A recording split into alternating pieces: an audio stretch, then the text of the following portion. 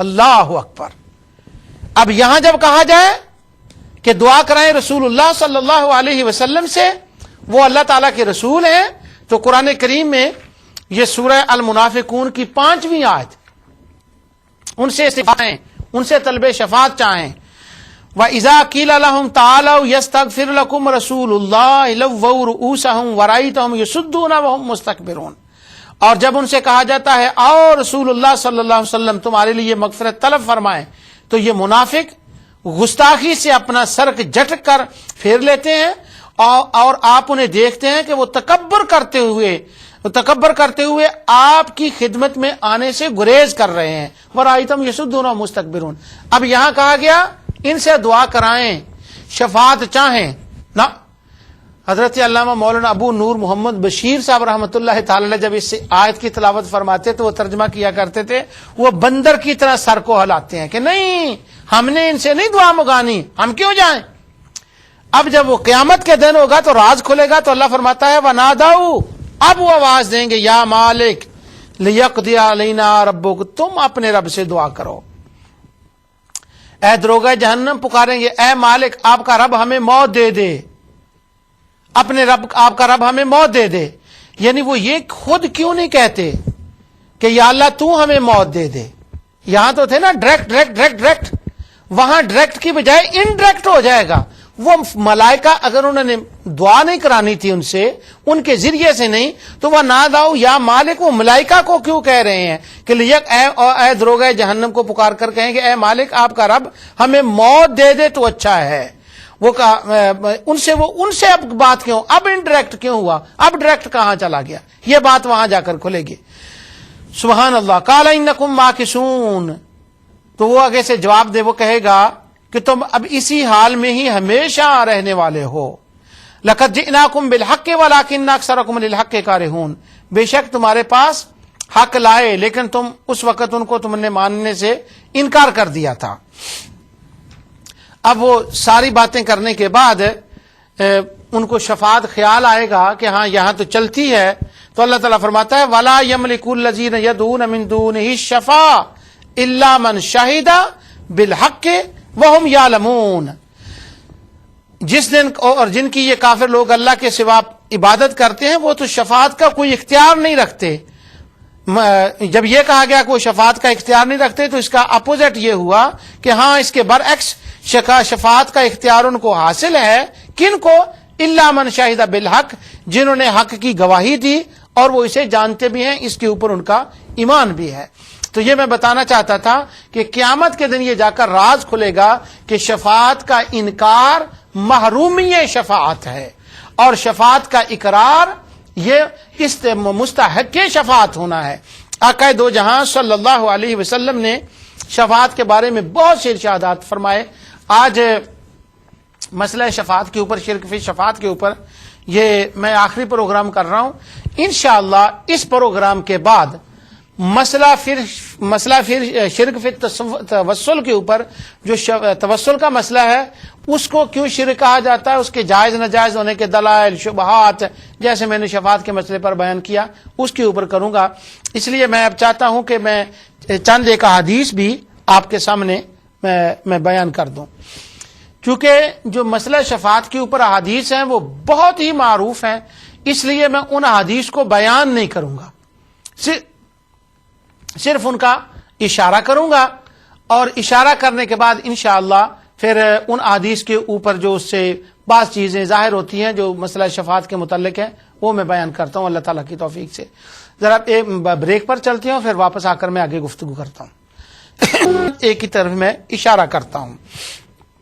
یہاں یہ بھی میں ایک مسئلہ واضح کر دوں کہ یہ کہا جاتا ہے کہ جب نبی اکرم نور مجسم صلی اللہ علیہ وسلم کو ابھی شفاعت جو ہے اس کا حق نہیں ملا، حالانکہ آپ کو شفاعت کا حق مل گیا ہے، لیکن قیامت کے دن کیا ہوگا کہ اللہ تعالیٰ ارشاد فرماتا ہے. اس آیت کو بھی بڑا مس کوڈ اور مس انڈرسٹینڈ اس کو کیا گیا ہے. اس آیت کو اللہ تعالیٰ فرماتا ہے یوم، یہ آیت سورۃ النازعات کی 38 آیت ہے.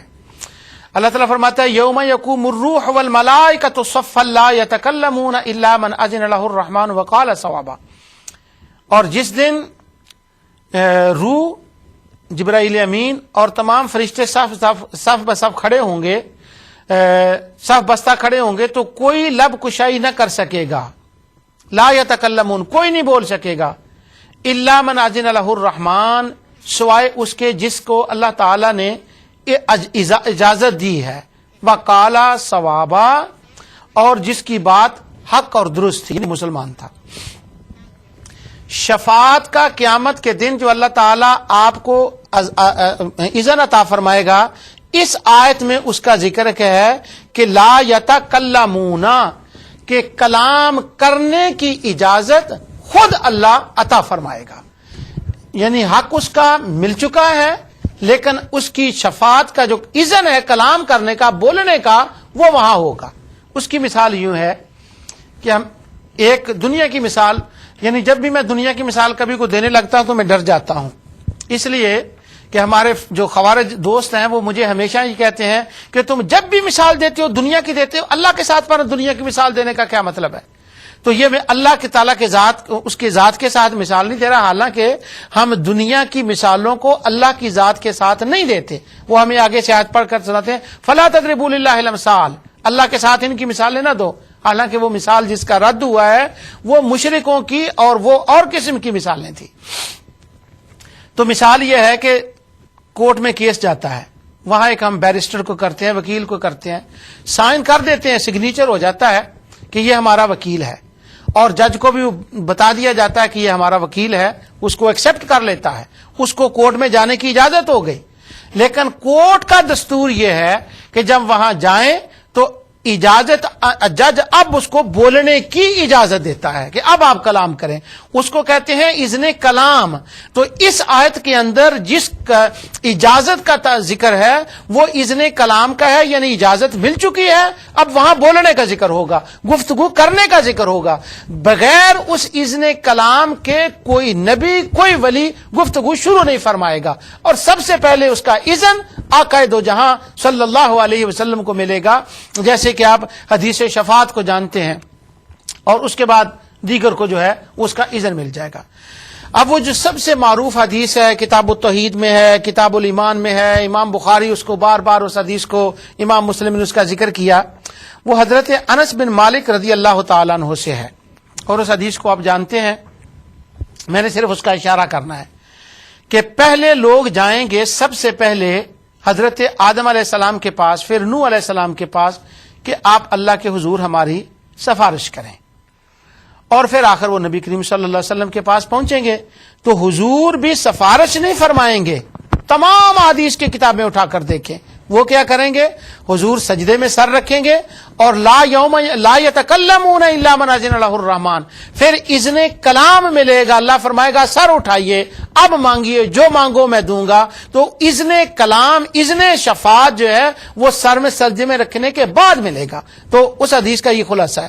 اب جو سے میں آپ کو بات جو بتانا چاہتا ہوں وہ یہ ہے کہ پہلی بات یہ سمجھیں، مجھے یہ اپنا ذاتی طور پہ یہ خیال آیا جب میں نے یہ حدیث کو پڑھا، بڑی کافی دیر کی بات ہے، کہ حساب کتاب ہو نہیں رہا ہوگا اور لوگ مشکل میں ہوں گے۔ اب وہ لوگ جب مشکل میں ہوں گے تو ان کو یہ خیال کیوں آئے گا کہ ہم کسی سے جا کر دعا کرائیں، ہم کسی سے جا کر شفاعت طلب کریں، ہم کسی سے جا کر کہیں کہ تم اللہ کے حضور دعا کرو، ہمارے لیے دعا کرو۔ وہ خود کیوں نہیں سجدے میں چلے جائیں گے؟ وہ خود کیوں نہیں ہاتھ اٹھائیں گے؟ کیا ان کو وَنَحْنُ أَقْرَبُ إِلَيْهِ مِنْ حَبْلِ الْوَرِيدِ، کہ اللہ تعالیٰ فرماتا ہے میں تمہاری شارک سے زیادہ قریب ہوں، قیامت کے دن جا کر یہ بھول جائے گا؟ ان کو قرآن یاد نہیں رہے گا؟ اِذَا دَعَانِ فَلْيَسْتَجِيبُوا لِي، جب بھی مجھے دعا مانگو میں تمہاری سنتا ہوں۔ وہاں تو اللہ تعالیٰ کا اور قرب ہو جائے گا، وہاں تو ہر چیز ظاہر ہو جائے گی، تو وہاں پر وہ خود دعا کیوں نہیں کریں گے؟ کسی سے دعا کرانے کے لیے کیوں جائیں گے؟ وہ حضرت آدم کے پاس جائیں گے، حضرت نوح کے پاس، جیسے جیسے انبیاء دوسروں کے پاس بھیجیں گے، تو وہ خود وہاں کیوں نہیں جائیں گے؟ میرے ذہن میں یہ خیال پیدا ہوا۔ اچھا، اب مجھے اللہ بہتر جانتا ہے کہ یہ جواب صحیح ہے یا نہیں، لیکن مجھے جو اس حدیث سے یہ بات سمجھ آئی